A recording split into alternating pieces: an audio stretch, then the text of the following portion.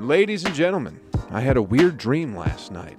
In the dream, I was wearing my Warriors jersey, walking down the street to get some food, like I always do on a sunny afternoon, when three guys wearing a Lakers jersey, a Clippers jersey, and a Jazz jersey passed by me and said, "You suck. We're going to beat you down so hard this year in the playoffs that you're going to cry like a baby."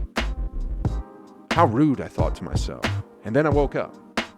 Yes, I know it was just a dream and it only took place in my head, but still, I took that personally. Smash the like button, guys, subscribe if you're new, and welcome back to Hoop Reports.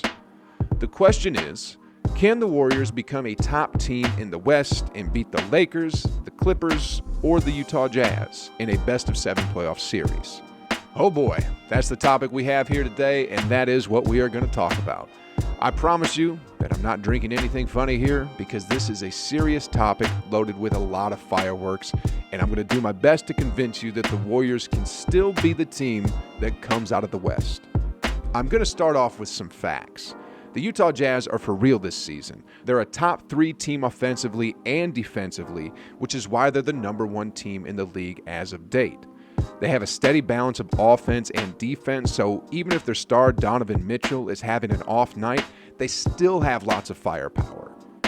You can't just stop 1 or 2 of their players and expect to pull the game away. You actually got to stop the whole team.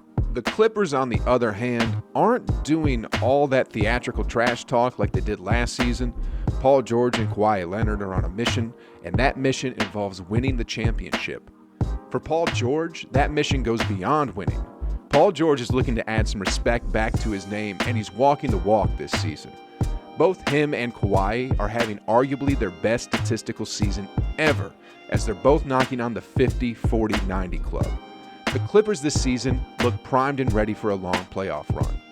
The defending champs, the Los Angeles Lakers, were looking high and mighty beginning the season, but due to COVID complications, which kept Dennis Schroeder out, and injuries, which are keeping Anthony Davis out until at least after the All-Star break, the Lakers are looking vulnerable. It'd be unwise to judge them on their woes, though. They still got LeBron James, who is knocking on GOAT status, and in due time, AD will be back. Plus, their bench runs deep. Come playoff time, they have a good chance of becoming the favorites again to win it all. The Golden State Warriors, on the other hand, are fighting for a playoff spot. They're hovering between the 7th and 8th spot, with a surging Luka Doncic chasing right behind them.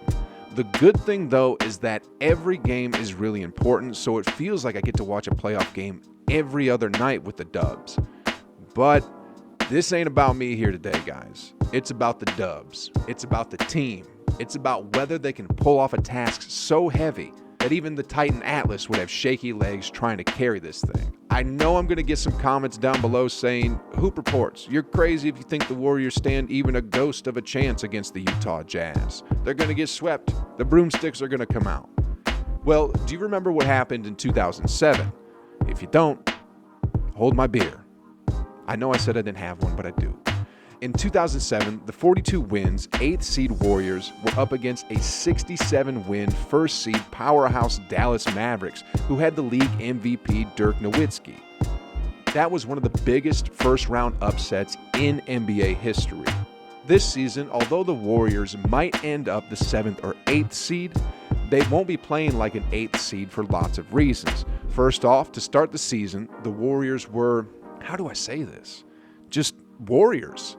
Steph was coming back from taking a year off. Kelly Oubre was new to the team. Draymond Green missed training camp and the first 4 games. James Wiseman was pretty much coming straight out of high school, and I think he missed a lot of the training camp as well. Andrew Wiggins still thought he was playing for the Timberwolves. Okay, maybe not that one, I hope. I didn't even get into the bench, but you get the point. The Warriors were not complete. Now that Oubre has finally found his 3-point stroke and learned the Warriors system, Curry is shaking off his rust and is playing MVP-level basketball. Draymond Green is back to his triple-double threat, Wiggins is having the more efficient season of his career, and Wiseman is slowly developing. We can call this team the State Warriors. They're about at the midway point of the shortened 72-game season, so there's still about almost 40 games left. Just imagine what'll happen when both Wiggins and Oubre have it going at the same time.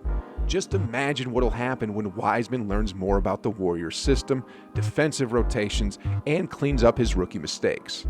Just imagine what'll happen when both the starting five and the bench start firing on all cylinders. That, my friends, is not an 8th-seeded team.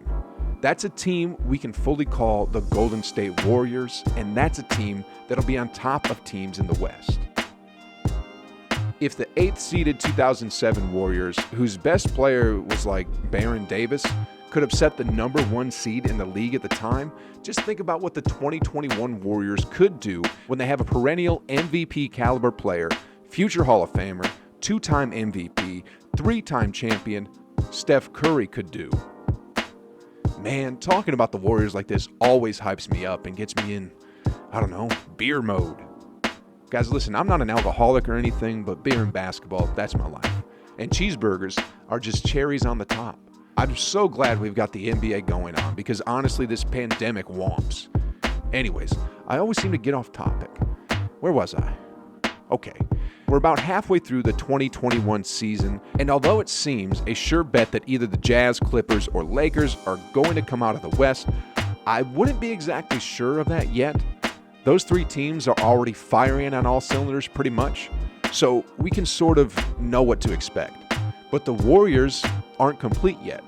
What we see now isn't the complete product, and by the end of the season, they ain't going to be playing like an 8th-seeded team, and that's a guarantee. Honestly, if there's any 8th-seeded team that could pull off an upset, it'll be these Warriors. They've just got too much going for them. Steve Kerr, the head coach, is probably the most championship experience in all active players, coaches, and executives in the league. He has 3 rings while he was playing alongside the GOAT, Michael Jordan, 2 rings while he was playing under Coach Pop, and lastly, he has 3 rings as he coached the Dubs to 3 championships in 5 years. There is no doubt that Steve Kerr knows how to win at the highest level of basketball. The Warriors' majority owner, Joe Lacob, also has the philosophy too that if you're a sports owner, your main goal should be to win, and that if you don't win, you better have at least tried your very best to win. Man, mixing that type of ownership with that type of coach is a damn good recipe. So what about the Utah Jazz, huh? Best team in the league, and they are really good. I'm not knocking them at all. They have Donovan Mitchell, who plays like a star in the regular season and who plays like a superstar in the postseason. They have 2-time Defensive Player of the Year, Rudy Gobert, who, aside from acting a little silly at the beginning of the pandemic, is an elite defensive player and lob target. And they have Jordan Clarkson, who I strongly believe is going to win the 6th Man of the Year this season. The scary thing about this Utah Jazz team is I haven't mentioned Bogdanovic, Joe Ingles, Mike Conley, and the rest of the team. So the Utah Jazz team this season is for real, guys. They ain't no slouch. If the playoffs started today, the Utah Jazz would be matched up with the Warriors and would probably win. It'd either be a sweep or a gentleman's sweep at 4 wins, 1 loss. But like I said, the 2021 Warriors are going to be looking a lot different when the regular season ends. In terms of defensive efficiency per 100 possessions, they're currently the 5th best team. They're not the best offensive team just yet, but if there's any player that can get hot real fast multiple times per game, it's Steph. And when he gets hot, you can throw away all stats and all regular season records out the window because it becomes a different ball game when he gets going. As for team play, the Warriors are currently the number 1 team in the league at assists. Slowly but surely, the Golden State Warriors are going to get better and better and better. Just like, cheeseburgers. You take the first bite and it's good, but the second bite is even better. And that third bite just puts you into paradise. You know what I mean? TGFC. Thank God for cheeseburgers.